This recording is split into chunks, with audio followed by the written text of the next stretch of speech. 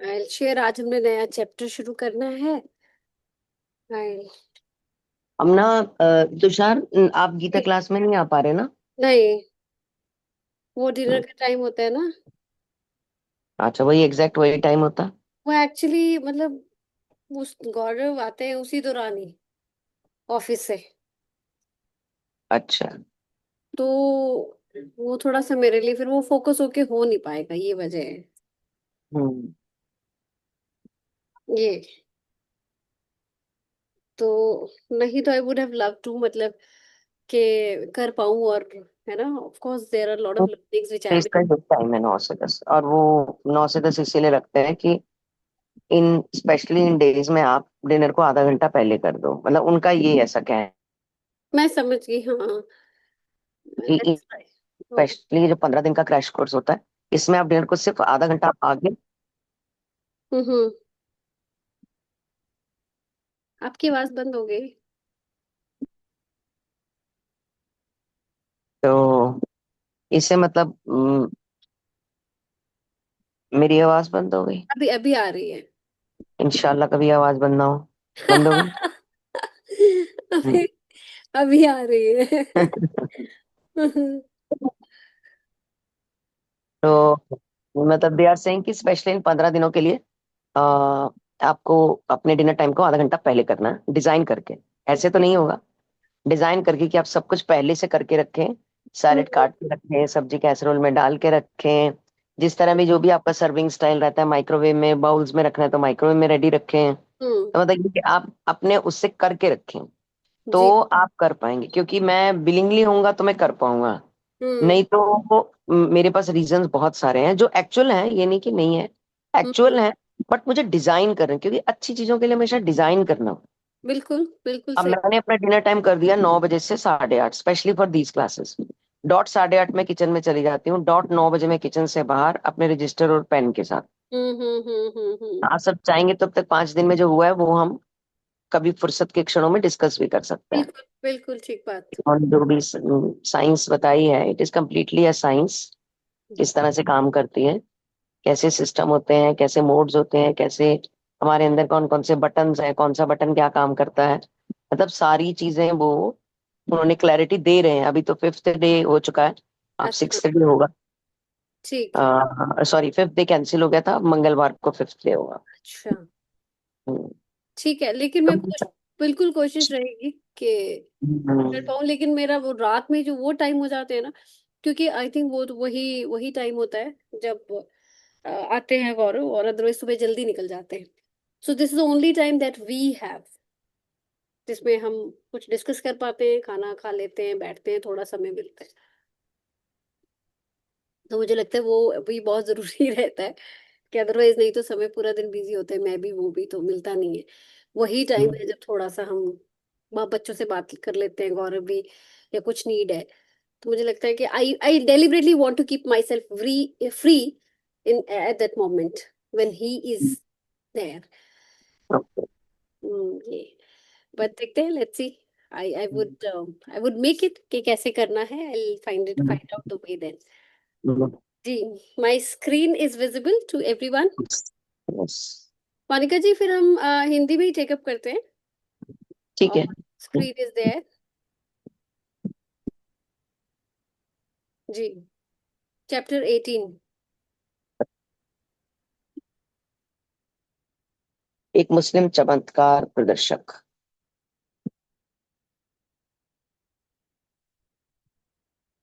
Very good evening to all of you. कई वर्ष पहले, चैप्टर 18, एक मुस्लिम चमत्कार प्रदर्शक। कई वर्ष पहले, ठीक इसी कमरे में जहां तुम अभी रहते हो, एक मुस्लिम चमत्कार प्रदर्शक ने मेरे समक्ष 4 चमत्कार दिखाए थे। अब वो एक एक इवेंट, कोई घटना घटी थी, उसके बारे में उनको बता रहे हैं, और मैं ऐसी उम्मीद कर रही हूँ कि युक्तेश्वर जी मुकुंद को बता रहे हैं। सही है तुषार मैम? हो सकता है, मैंने पढ़ा नहीं है ये चैप्टर। नहीं नहीं, पिछले वाला में कोई कंटिन्यूशन है इसका? नहीं नहीं नहीं नहीं। अच्छा ठीक है, फिर यही है। या। 4 चमत्कार दिखाए थे। श्री युक्तेश्वर जी मेरे नए कमरे में पहली बार आए, तब उन्होंने यह बात कही। श्री रामपुर कॉलेज में प्रवेश लेने के तुरंत बाद ही मैंने, पहले वो आश्रम में रहते थे, बट कॉलेज में एडमिशन जब उनको मिल गया, पहले तो आश्रम आते जाते रहते थे, कॉलेज जाते थे आश्रम आते थे, पहले तो ऐसे चलता था। अब श्री रामपुर में ही कॉलेज खुल गया। ये भी एक चमत्कार की तरह ही उन्होंने किया था, और उनको पहले ही बता दिया था कि यहीं कॉलेज खुलवा देते हैं ताकि तुम्हारा आश्रम में आना जाना इजी रहे। जो नेक्स्ट टू इम्पॉसिबल था, बट पॉसिबल हुआ, पॉसिबल हुआ। और अब ये कॉलेज में एडमिशन इन्होंने ले लिया, तो ये आश्रम में नहीं रह रहे, ये पास में स्टे कर रहे हैं किसी उसमें। जिस घर में ये स्टे कर रहे हैं उस घर के बारे में वो बता रहे हैं कि पहले एक मुस्लिम यहाँ रहते थे, उन्होंने उनको 4 चमत्कार दिखाए थे। निकट स्थित पंथी नामक छात्रावास में कमरा ले लिया था। गंगा तट पर स्थित पुराने ढंग का ईंटों का एक भवन था। ये कैसा संयोग है गुरुदेव? क्या ये नव श्रृंगारित दीवारें स्मृतियों को अपने में छिपाए इतनी पुरानी है? मतलब ये जो नव श्रृंगारित, मतलब अब दीवारों पे बड़ा पेंट वेंट हो रखा होगा, सफेदी वफेदी करा के किराए पे देते हैं, तो कहने का अभी तो बड़ा श्रृंगार हो रखा है इन दीवारों का। मतलब इनके पीछे जो स्मृतियां हैं वो इतनी पुरानी है क्या? अपने सीधे साधे तरीके से सजाए गए कमरे में मैंने नए कौतूहल के साथ दृष्टि दौड़ाई, अपने कमरे को देखा उत्सुकतावश। कौतूहल मतलब एक्साइटमेंट से। यह एक लंबी कहानी है। मेरे गुरु पूर्व स्मृतियों को ताजा करते हुए मुस्कुराए। हम सारी घटना को विजुअलाइज कर सकते हैं बहुत ही खूबसूरत तरीके से, इवन कमरे में पड़े हुए फूलदान को भी। एक छोटी सी चीज लास्ट में डिस्कस करेंगे। तुषार मैम, आज ना 6:40 तक, 7:40 तक रहेगा। जी ठीक है। ठीक है। ठीक है। यह एक लंबी कहानी है। मेरे गुरु पूर्व स्मृतियों को ताजा करते हुए मुस्कुराए। उस फकीर का नाम अफजल खान था। एक हिंदू योगी के साथ अनायास भेंट हो जाने के फलस्वरूप उसे असाधारण सिद्धियां मिल गई। बेटा, इन सिद्धिधारी व्यक्तियों का जिक्र इसमें आपके गीता में भी आता है। मिस्टिक गॉड्स बोला जाता है इनको। इनके पास कुछ सिद्धियां होती हैं जो ये योग योग साध कर सॉरी, और ईश्वर को प्रसन्न करके ये सिद्धियां हासिल करते हैं। तो इनका जिक्र, इन्हें मिस्टिक गुरु कहा जाता है, का जिक्र है उसमें। और उसे असाधारण सिद्धियां मिल गई। बेटा, मुझे बहुत प्यास लगी है, थोड़ा पानी ला दो।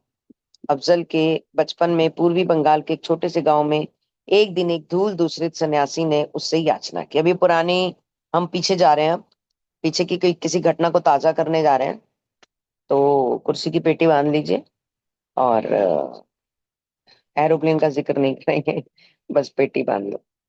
बेटा, मुझे बहुत प्यास लगी है, थोड़ा पानी ला दो। ये किसी ने अफजल को कहा। एक धूल धूसरित मतलब धूल में सने, मतलब जिनके कपड़े मैले कुचैले, दाढ़ी के ऊपर मिट्टी सी आ जाती है, बाल मिट्टी से लथपथ से, मतलब धूल धूसरित, धूल में जो जिन्होंने मुझे नहाना है या मुझे तैयार होना है, मुझे कपड़े बदलना है, ऐसे वाले सन्यासी नहीं, बस जस्ट जो पूरी तरह से डेडिकेटेड होता है।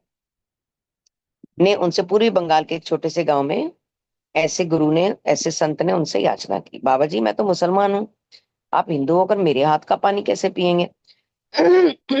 मैं तुम्हारी सत्यशीलता से प्रसन्न हूँ बेटा। भाई, तुमने सत्य बोला, यानी कि तुम भी अपने मन के साफ हो। तुमने बोला बाबा मैं तो ये हूं, तुम कैसे पियोगे? इसमें भी कितनी सादगी है। तो बोले मैं प्रसन्न हुआ बेटा, मैं जाति भेदभाव छुआछात धर्मपूर्ण नियमों का कोई पालन नहीं करता। जाओ जल्दी से पानी लेकर। ऐसा हमारे शास्त्रों में भी कहा जाता है कि व्यक्ति जाति से ऊंचा नहीं होता, धर्म से ऊंचा नहीं होता, व्यक्ति अपने कर्म से ऊंचा होता है। ये हमारे शास्त्रों में भी इसका बयान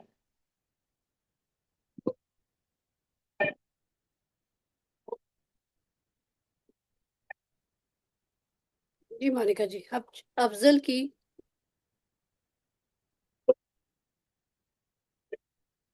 मोनिका। अफजल की, अच्छा, आपकी आवाज नहीं आ रही थी ना। हाँ, अफजल की श्रद्धापूर्ण आज्ञाकारिता से प्रसन्न होकर सन्यासी ने प्रेम भरी दृष्टि से उसकी,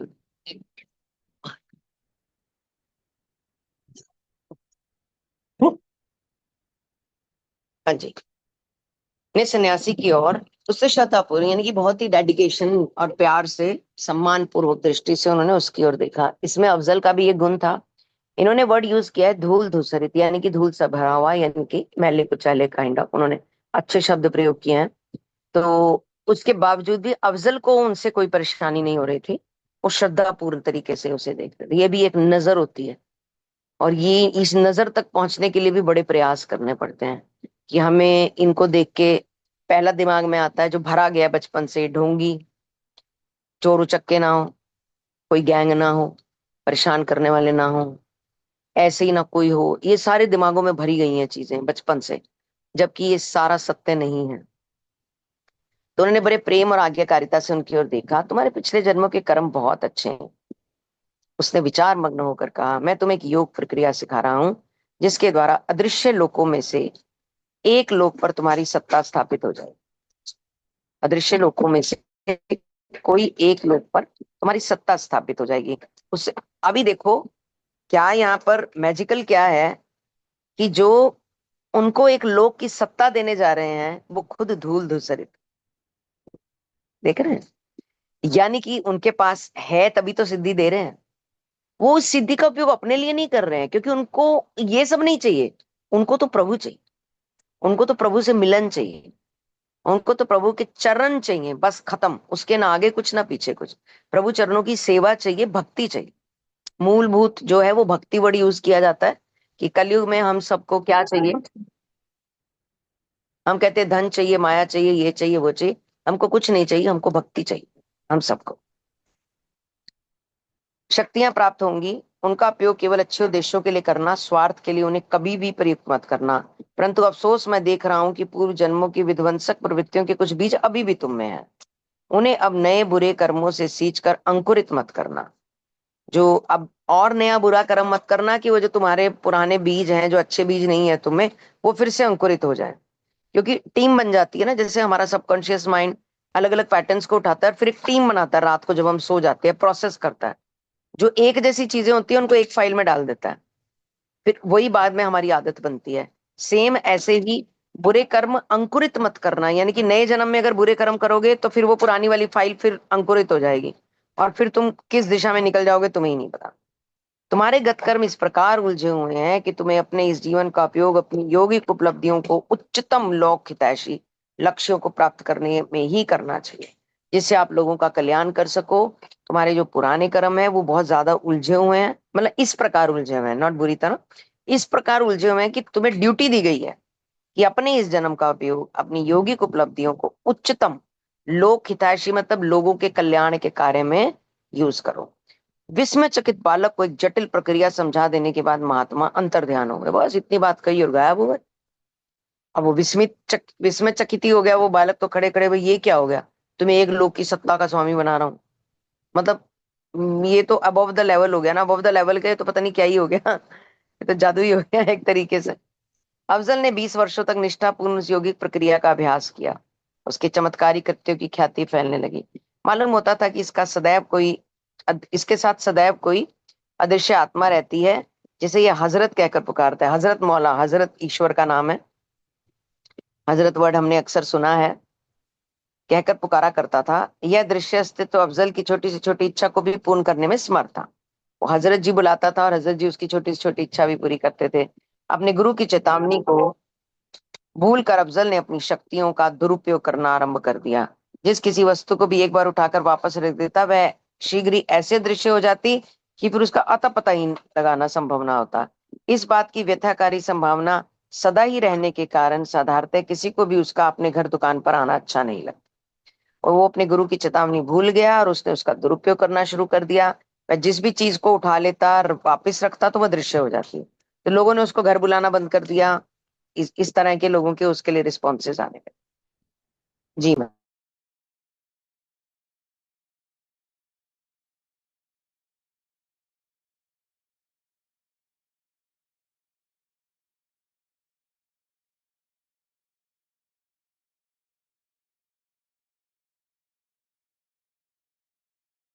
हाँ जी तुषार मैम, एक minute.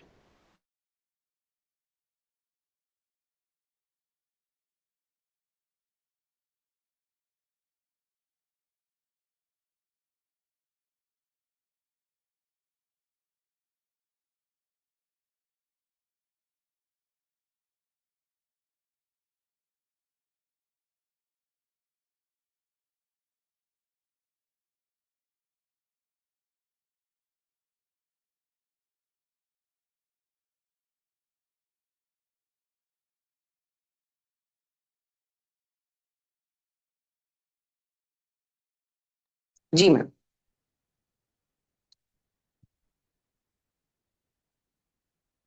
Is this visible the screen? Yeah या।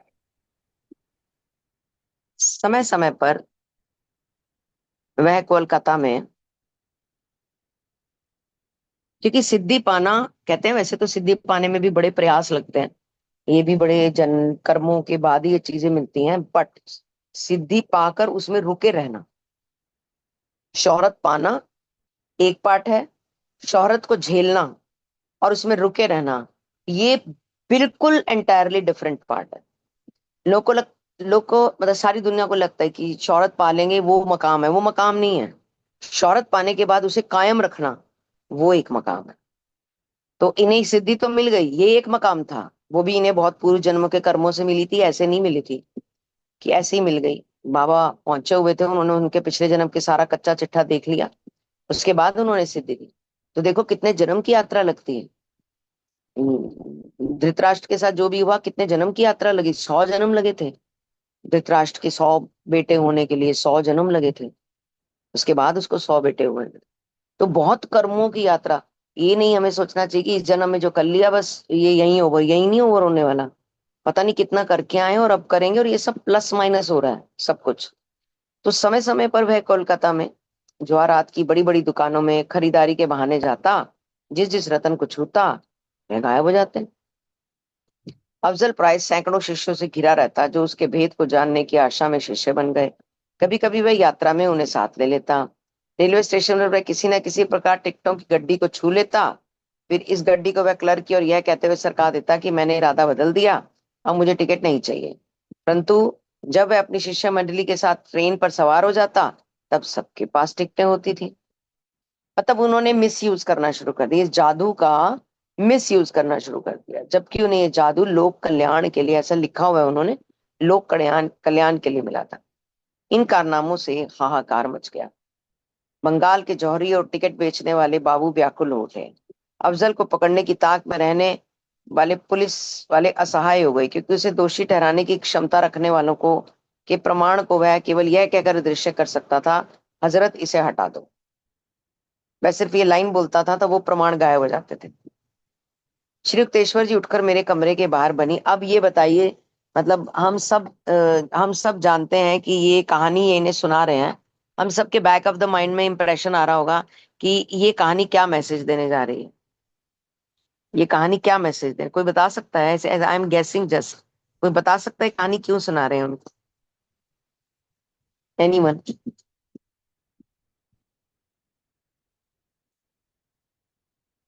नहीं, चलिए फिर हम इसे कंटिन्यू करते हैं।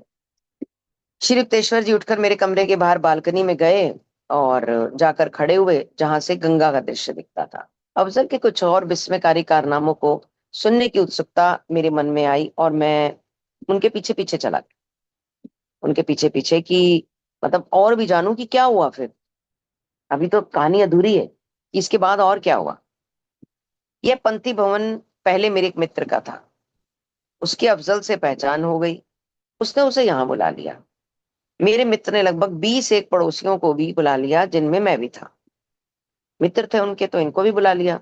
उस समय मैं केवल एक नवयुवक मात्र था, मतलब मैं कोई इस पथ का पंथी नहीं था, मैं सिर्फ एक नवयुवक मात्र था, एक नौजवान, दैट्स ऑल। और इस सर्वविदित फकीर के प्रति मेरे मन में भी रोचक जिज्ञासा उठी। गुरुदेव हंस पड़े। कोई बहुमूल्य वस्तु ना पहनने की सावधानी मैंने बरती थी। अफजल ने मुझे कौतूहलपूर्ण दृष्टि से देखा और फिर कहा, वो कहते कि कोई भी महंगे सी कोई चीज, जैसे कोई कड़ा, कोई चेन, कुछ ऐसी चीज मैं नहीं पहन के आया था, क्योंकि उसकी उनकी क्वालिटी अफजल की यही थी कि वो चीजों को गायब कर देते हैं। तो मुझे लगा, मतलब उनको लगा कि ऐसे ही किसी पंगे में क्या पड़ना है, तो वो कुछ पहन कर ही नहीं गए ऐसी बहुमूल्य चीज। तो उन्होंने, अफजल ने इनकी तरफ देखा, युक्तेश्वर जी की तरफ, और कहा, तुम्हारे हाथ बड़े मजबूत हैं, नीचे बगीचे में जाओ, एक चिकना सा पत्थर उठा लाओ और उस पर खड़िया से अपना नाम लिख लो। फिर उसे गंगा में जितनी दूर फेंक सकते हो फेंको। अब वो जादू तमाशा करने जा रहे हैं अफजल। अजीब सा काम उन्होंने उन्हें कहा, तुम नीचे जाओ, एक पत्थर लेकर आओ, डलिया से उसके ऊपर अपना नाम लिखो और उसको गंगा में जहां तक दूर फेंक सकते हो फेंक दो। तो युक्तेश्वर जी ने वैसा ही किया। तब युक्तेश्वर जी मात्र एक नवयुवक थे, वो साधना मात्र पे नहीं, मार्ग पे नहीं थे। जैसे ही पत्थर दूर गंगा की लहरों में डूब गया, वैसे ही अफजल ने फिर मुझसे कहा, इस घर के साथ साथ बहने वाले गंगा के पानी को एक बर्तन में भर कर ले आओ। वही जो घर बना हुआ था गंगा के किनारे था, इस घर के साथ साथ जो गंगा का पानी बह रहा है, एक बर्तन में भर के उस पानी को ले आओ। तत्क्षण पत्थर उस पानी में प्रकट हो गया। मैंने उसे बर्तन से निकाल कर देखा तो अपने नाम को उस पर यथावत पाया। उस कमरे में उपस्थित लोगों में मेरा बाबू नामक एक मित्र भी था, जिसने सोने की पुरानी भारी घड़ी और चैन पहन रखी थी। अफजल ने अमंगल सूचक सराहना के साथ उसकी जांच परख की। शीघ्र ही वे गायब शीघ्र ही वे गायब हो बाबू जो पहनकर आया था, घड़ी या चेन जो भी पहना था, वो शीघ्र ही गायब हो गया। अफजल, कृपया मेरी घड़ी और चेन लौटा दो, वे मेरे अनमोल पारंपरिक संपत्ति है, बाबू रुआंसा होकर कह रहा था। थोड़ी देर तो अफजल निर्विकार चेहरा बनाकर मौन बैठा रहा। फिर उसने कहा, तुम्हारे घर की तिजोरी में 500 रुपया है, उसे मेरे पास ले आओ तो बताऊंगा तुम्हारी घड़ी कहाँ मिलेगी। व्याकुल, उस समय 500 रुपए, उस समय पुरानी बात है, काफी पुरानी, सन तो नहीं ध्यान क्या है या मेंशन किया उन्होंने, बट हाँ ये काफी पुरानी बात है। उस समय 500 रुपया काफी हुआ करता था। थोड़ी देर में तो आ, व्याकुल हुआ बाबू तुरंत घर जाने के लिए निकल पड़ा। शीघ्र ही वापिस आया और उसने अफजल को 500 रुपए दे। ये भी चमत्कारिक क्षण था कि उसे पता था अफजल को कि उसके घर में 500 रुपया पड़ा हुआ है। अपने घर के पास की छोटी पुलिया पर जाओ और हजरत को अपनी घड़ी और चेन देने के लिए पुकारो, अफजल ने उनसे कहा।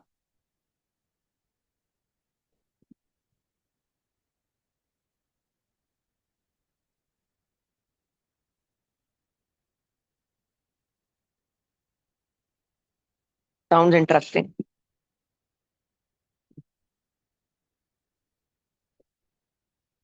बाबू तीर की तरह दौड़ा। जब वापिस आया तो उसके चेहरे पर मुस्कान तो थी, पर शरीर पर कोई घड़ी या चेन नहीं थी। जब मैंने निर्देश के अनुसार हजरत को पुकारा तो वे मेरी घड़ी और चेन हवा में कलाबाजियां खाती हुई सीधी मेरे दाहिने हाथ में आ गई। यहाँ आने के पहले मैं सीधा घर गया और दोनों वस्तुओं को तिजोरी में डालकर मैंने ताला लगा दिया। घड़ी के बदले धन लिए जाने की उस हास्य शोकांतिका के प्रत्यक्षदर्शी बाबू के मित्र अफजल को तिरस्कार से घूर रहे थे। घड़ी के बदले धन लिए जाने की उस हास्य है, मतलब मजाक मजाक में उन्होंने ये काम किया और उसकी उनसे 500 रुपये हथिया लिए।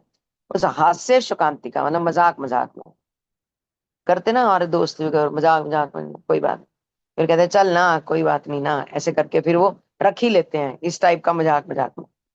तो प्रत्यक्षदर्शी जो बाबू था, यानी कि बाबू ही शिकार हुआ था अभी तो उसका, आप एक दे रही थी। जी, के मित्र अफजल को तिरस्कार से, बाबू के जो दोस्त थे वो अफजल को तिरस्कार से घूर रहे थे। उन्हें शांत करने के लिए अफजल ने मृदु स्वर में कहा, आप लोगों को भी जो भी पीने के लिए चाहिए उसका केवल नाम बताइए, हजरत उसे तुरंत ला देगा। कुछ लोगों ने दूध मांगा, अन्य लोगों ने फलों का रस मांगा। मुझे आश्चर्य नहीं हुआ जब बाबू ने विस्की मांगी। अफजल ने आदेश दिया, आज्ञाकारी हजरत ने तुरंत सील बंद बोतलें वहां पर प्रस्तुत कर दी, जो धड़ाधड़ आकर जमीन पर गिर गई। हर आदमी को अपनी अपनी पसंद का पेय मिल गया। चौथे चमत्कार का आश्वासन बाबू के लिए तो निश्चय ही सुखदायी था। अफजल सबको अजमल अफजल ने सबको वहीं पर भोजन देने का प्रस्ताव दिया। सबसे महंगा भोजन मंगाते हैं, बाबू ने खिन स्वर में कहा, क्योंकि बाबू के 500 रुपए गए हुए थे। तो बाबू का स्वर खिन था, मतलब परेशान था। मुझे अपने 500 रुपए के बदले पूरा राजसी भोजन चाहिए, सब व्यंजन सोने की थालियों में परोसे होने चाहिए। जैसे ही सब लोगों ने अपनी अपनी पसंद बता दी, अफजल ने तत्पर हजरत को आदेश दिया। बर्तनों की खनखनाहट सुनाई दी। मसालेदार सब्जियों, गरम गरम पूरियों, बेमौसमी फलों से भरे सोने के बड़े बड़े थाल शून्य से हमारे सामने जमीन पर प्रकट हुए। भोजन की हर चीज स्वादिष्ट थी। 1 घंटे तक खाना पीना चलने के बाद हम लोग कमरे से बाहर जाने लगे। इतने में बड़े, है ना, इसके आगे जी। बड़ा इंटरेस्टिंग चल रहा है मुझे लगता है ये। इतने में बड़े। इतने में बड़े जोर से खनखनाहट की ध्वनि सुनाई दी, मानो सब बर्तनों को एकत्र किया जा रहा हो। हमने मुड़कर देखा तो वहां थालियों की या बचे हुए भोजन की कोई भी निशानी शेष नहीं थी। गुरुजी, मैं बीच में ही बोल पड़ा, यदि अफजल सोने की थालियों जैसी चीजें भी इतनी आसानी से प्राप्त कर सकता था, तो दूसरियों की संपत्ति की लालसा क्यों रहती थी? अफजल आध्यात्मिक दृष्टि से बहुत उन्नत नहीं था, श्री युक्तेश्वर जी ने कहा। योग की एक विशेष प्रक्रिया पर प्रभुत्व पा लेने से उसकी पहुंच एक ऐसे सूक्ष्म लोक तक हो गई थी जहां किसी भी इच्छा को तुरंत मूर्त रूप दिया जा सकता है।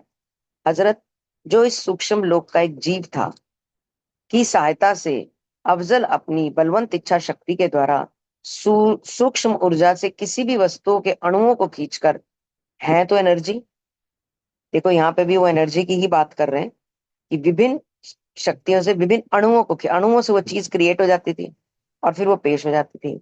यानी कि इसके पास इच्छा शक्ति प्रगाढ़ थी और उनके पास वो सूक्ष्म जो एक इलाका था, सूक्ष्म जो एरिया था, वहां से हजरत उन चीजों की, इनकी प्रगाढ़ इच्छा शक्ति को के लिए को पूरा करने के लिए अणुओं को एकत्र करते थे और वो चीज क्रिएट करते थे, वस्तु को प्रकट कर सकता था। परंतु इस प्रकार सूक्ष्म शक्ति शक्ति को मूर्त रूप देकर तैयार की गई वस्तुओं की रचना ही ऐसी होती है कि वे थोड़े समय के लिए अस्तित्व में रहते, उसके बाद वो गायब हो जाते। अफजल को अभी भी इस जगत की संपत्ति की तृष्णा थी, जिसे कमाने के लिए अधिक मेहनत तो करनी पड़ती है, पर जो अधिक टिकाऊ भी होती है। यानी कि जो सूक्ष्म लोक की चीजें थी वो आएंगी और फिर चली जाएंगी, मतलब एक चमत्कार की तरह तो आएंगी। किसी ने कहा मेरे को फूल, एक फूल दो, फूल आ गया, फिर वो गायब हो जाएगा और परमानेंट नहीं रहेगा। बट जो इस जगत की चीजें हैं, हम घर का जो सामान लेकर आते हैं, जो भी चीजें हैं, वो हमारे घर में कई कई सालों तक परमानेंट रहती हैं। तो उसके माइंड मन में ऐसी इच्छा थी कि मेरे पास ऐसा सामान हो जो परमानेंट रहे, क्योंकि ये मुकुंद जी के प्रश्न का उत्तर था। तो वो सोने की थालियां वहीं से क्यों नहीं मंगवा लेते थे, यहाँ पे क्यों ये मतलब जादू मंतर करते थे? क्योंकि वो चीजें टिकती नहीं थी जो सूक्ष्म लोक से आती थी। मैं हंस पड़ा। वह भी तो कभी कभी अनोखे ढंग से गायब हो जाती हैं, तो कभी कभी वो भी चोरी हो जाती हैं, ऐसे करके उन्होंने मजाक किया।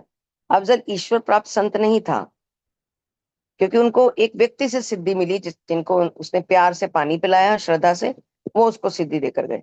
वो कोई प्रभु की कृपा, मतलब कृपाधारी संत नहीं था, भक्ति योगी संत नहीं था। उसने कोई तपस्या नहीं की थी, कोई प्रभु के नाम के लिए उसने कोई ये नहीं कि अपनी इंद्रजाल को कैद किया था, कफस में डाला था, ऐसा कुछ नहीं था। उसने सिर्फ सिर्फ और सिर्फ एक साधु साधु ने उनको एक जादू मंत्र की सिद्धि दे दी, दैट्स, बस इतना ही था। कफस का मतलब होता है पिंजरा, कि पिंजरे में उन्होंने अपनी इंद्रियों को, हम सबको अपनी इंद्रियों को पिंजरे में कैद करना है, कफसित करना है, पर हम करते नहीं है। क्योंकि वो करने से काफी कुछ हो सकता है, बट वो करने से हमें अपने स्वयं को मारना पड़ेगा। इंद्रियां ही मार दी तो फिर तो मतलब साधु ही हो गए, ये वाली चीज है। तो गुरुदेव आगे कहते गए, स्थाई और कल्याण पद प्रकार के चमत्कार केवल सच्चे संत ही कर सकते हैं। जो संत करते हैं वो स्थायी चमत्कार, जो ट्रांसफॉर्मेशन आता है संतों के द्वारा, वो स्थायी होता है। वो ऐसे नहीं कि आया और चला गया, वो परमानेंट होता है। क्योंकि वे जगत के सृष्टा, सर्वशक्तिमान जगत सृष्टा के साथ एकाकार कर चुके होते हैं। अफजल केवल एक साधारण मनुष्य है, जिसे एक सूक्ष्म लोक में प्रवेश करने की असाधारण सिद्धि मिल गई है, जहां मतरे मानव मृत्यु के पहले प्रवेश नहीं कर सकता। उस जगह पर उनको पहुंचने की साधु जी के द्वारा सिद्धि मिली। एक पेज और पढ़ेंगे मैम।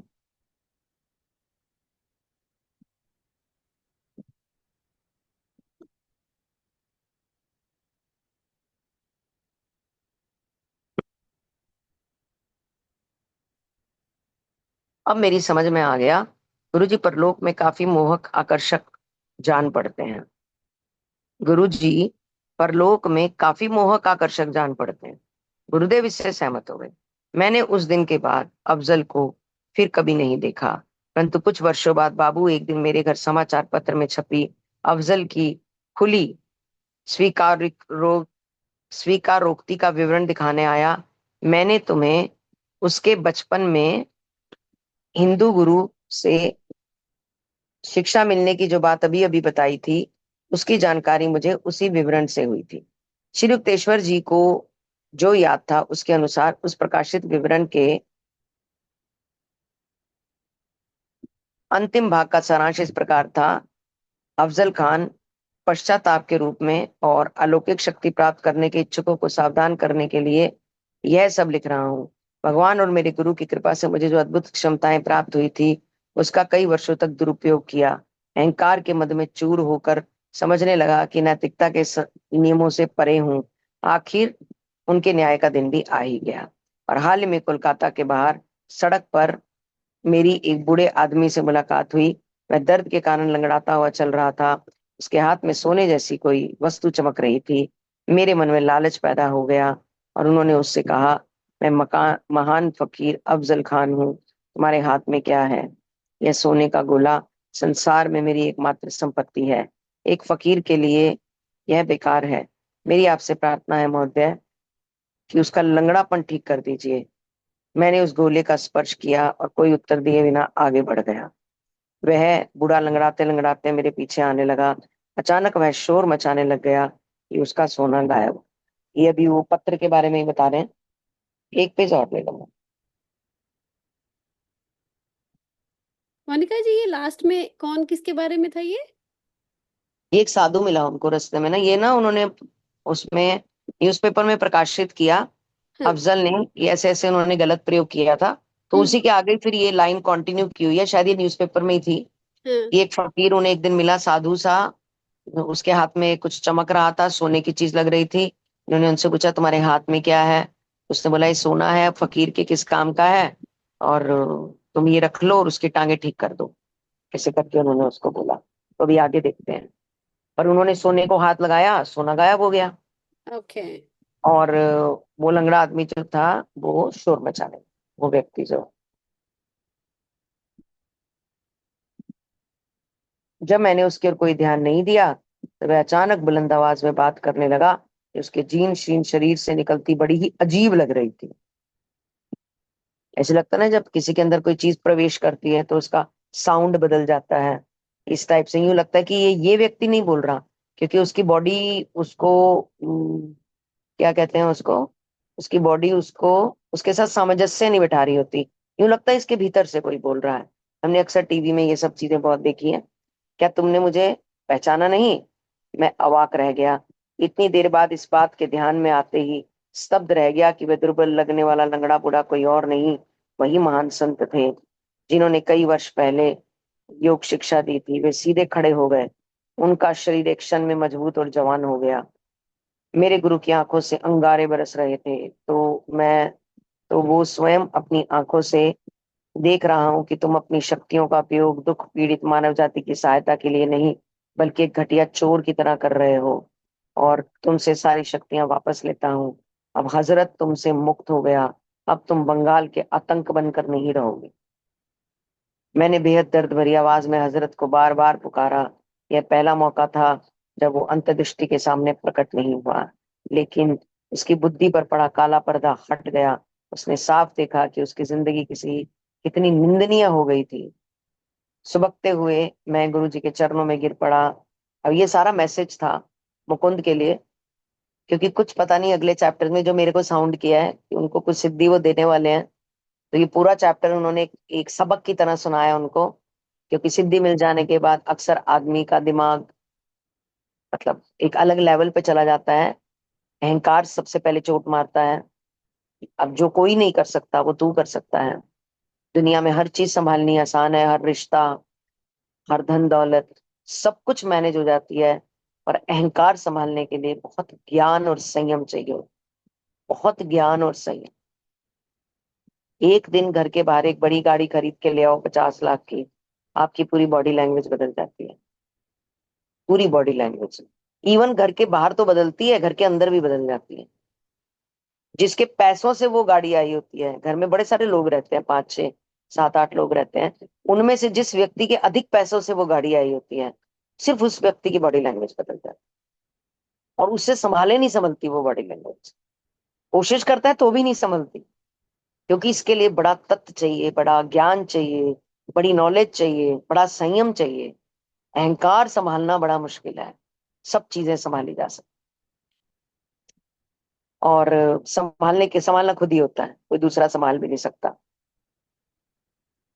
मेरे पूज्य गुरुदेव, मेरी नींद को तोड़ लंबी नींद को तोड़ने के लिए आप आए, इसलिए मैं आपका शुक्रगुजार हूँ।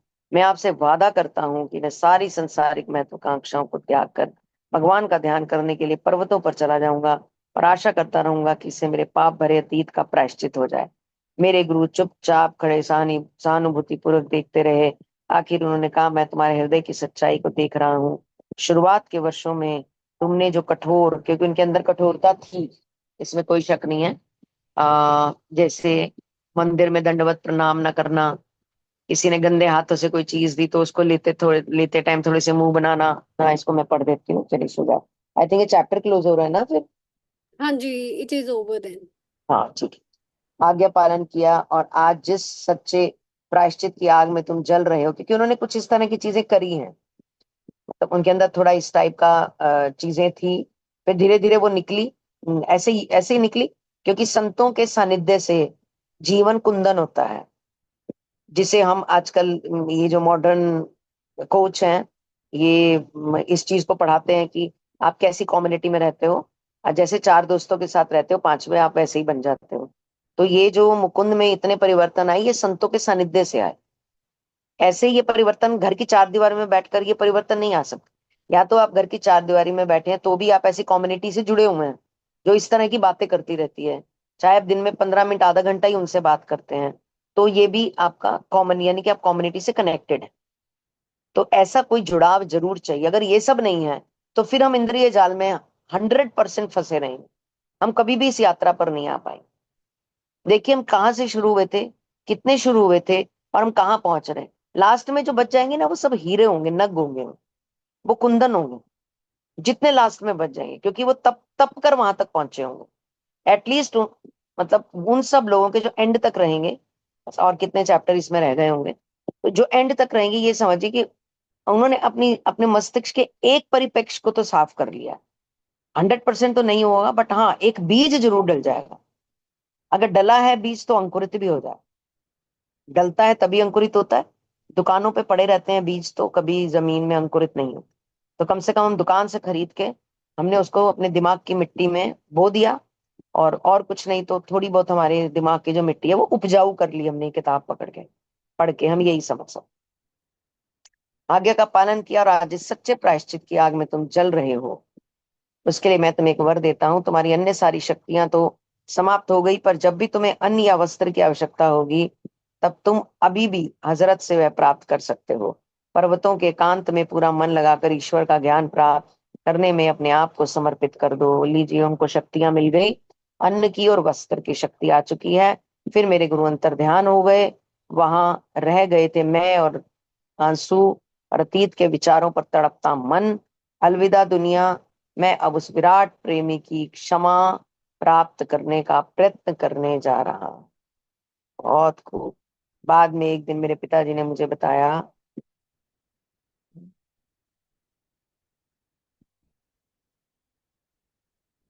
जी। बाद में एक दिन मेरे पिताजी ने मुझे बताया कि अफजल की करामात का शिकार बनी कंपनियों में उनकी कंपनी बंगाल नागपुर रेलवे भी शामिल थी। यानी कि उनके पिताजी की कंपनी में भी ये लोचा हुआ था। मुझे युक्तेश्वर जी के उस मित्र का नाम याद नहीं, अतः यहाँ उनका नाम केवल बाबू ही लिखा है उन्होंने। ये उनका असली नाम नहीं था। ठीक उसी प्रकार जैसे शून्य से प्राप्त हुआ मेरा तावीज, जब इनका जन्म हुआ था तो वो तावीज भी ऐसे ही आया था।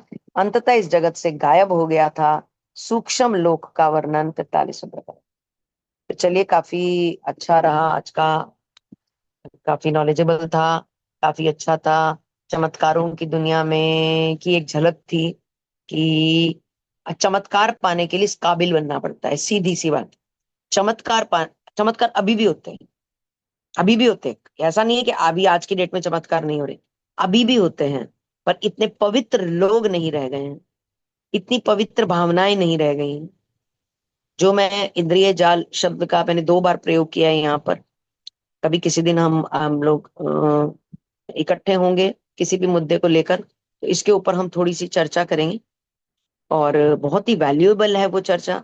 वो हमें हमारे बारे में जानने में और ज्यादा मदद करेगी। किसी भी दिन समय रहेगा तो, तभी आज थोड़ा सा मेरा भी बिजी है, तो उस दिन हम जरूर 8 से लेकर 8:15 बजे तक 15 मिनट इसकी चर्चा करेंगे। ठीक है जी ma'am, thank you so much Thank everyone. you so much, Monica ji, thank you for so much. explaining and completing the chapter. It was thank you. really an interesting one, और learning तो as usual हर chapter में इसमें भी एक जी। important learning है। और जैसे आपने कहा कि हाँ, चमत्कार अभी भी होते हैं, लेकिन हम लोग उतने पवित्र नहीं रह गए हैं, लोग या दुनिया उतनी पर हम पवित्र कर सकते हैं, हम कर कर सकती सकते है। हैं। हाँ, हम वो अभी भी कर सकते हैं। ईश्वर तत्व जो है वो सब में है, सब में पूरा है। यस। लेकिन हम वो धूल मिट्टी ऊपर डली हुई है बहुत सारी, जिसको उसको झाड़ हटा। के हाँ, उसको हटाने की जरूरत है, और सब उस प्रयास में जी। है, सब कर भी रहे हैं। तो ये अच्छा है। बड़ा अच्छा लग रहा था सुन के, पढ़ के, कि हाँ, ये मतलब जैसे आप कह रहे हो, मुझे नहीं आभास के आगे क्या आने वाला है इस चैप्टर में। मैं इजाजत चाहूँ शर्मा। प्लीज प्लीज प्लीज आप। जी। चलिए, ओके जी, thank you so much everyone, good night, bye good bye. Night. Yeah.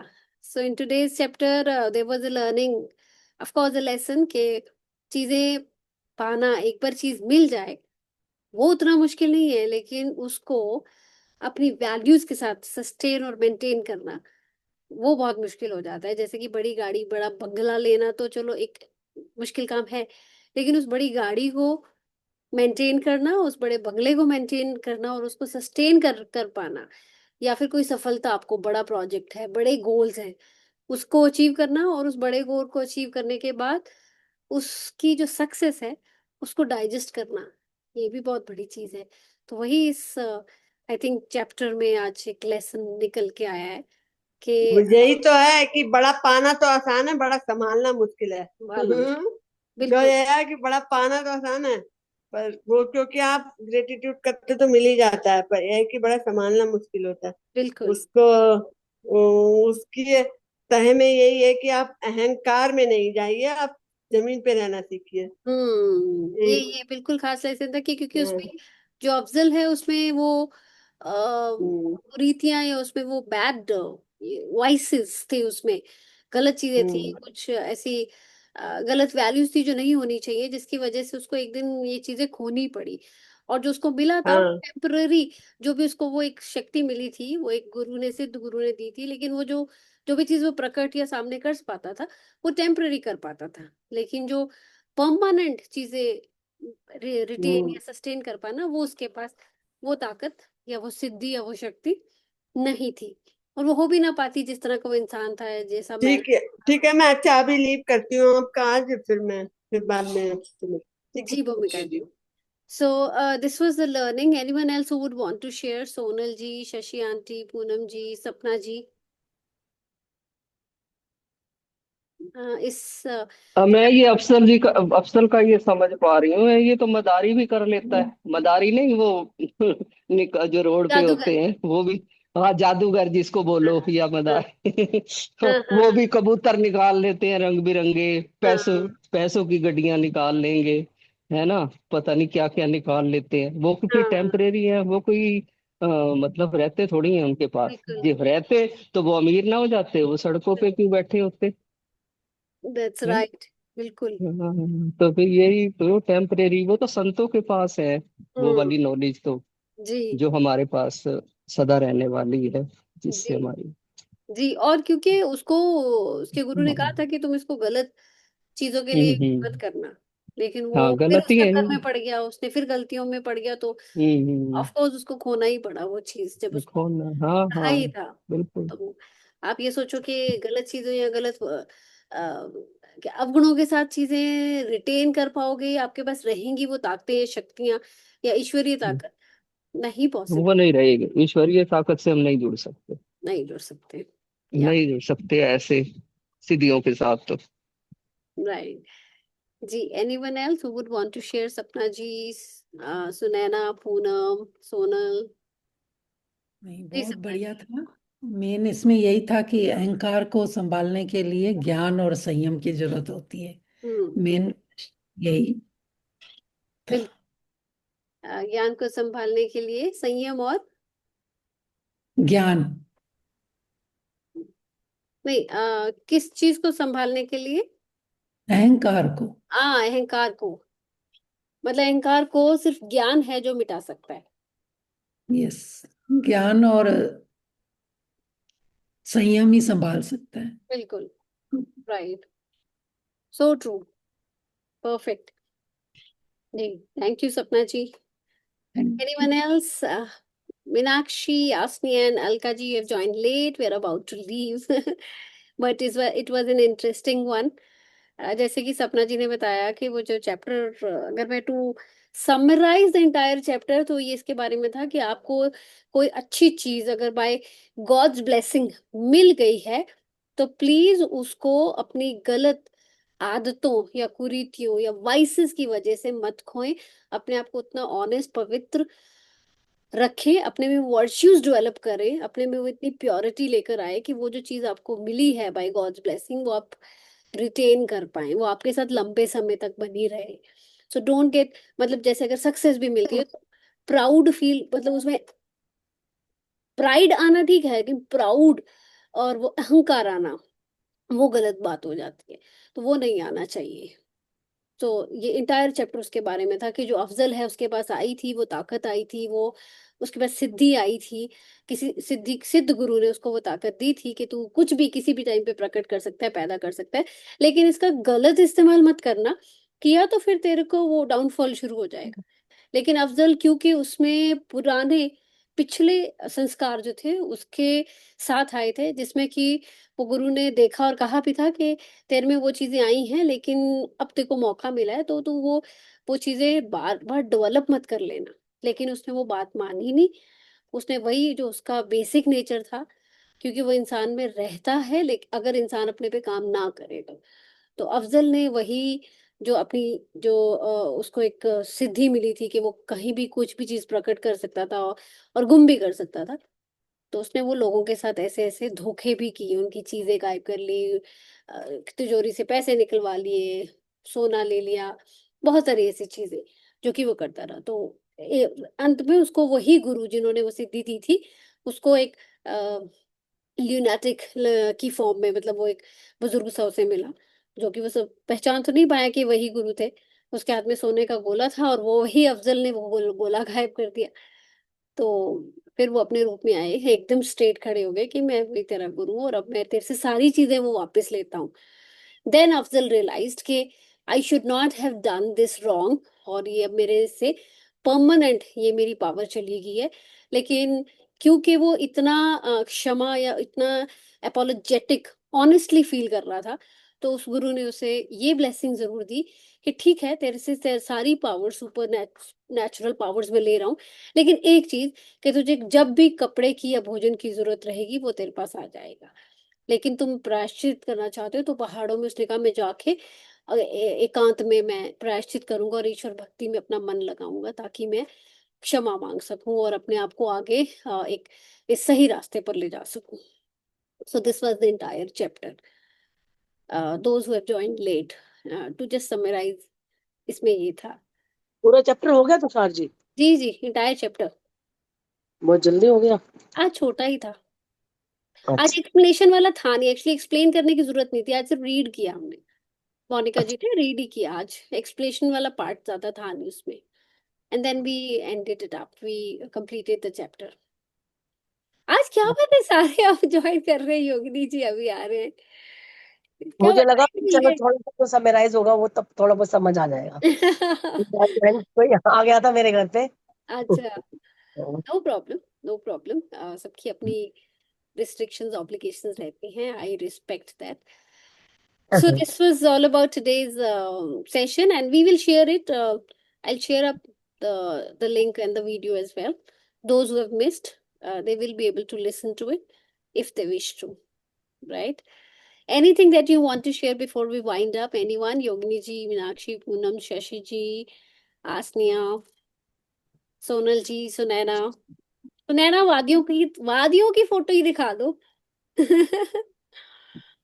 Sunaina is traveling to hills, लेकिन I am grateful that she is here with us, मतलब टूर ट्रिप पे हैं but हमें join किया हुआ है।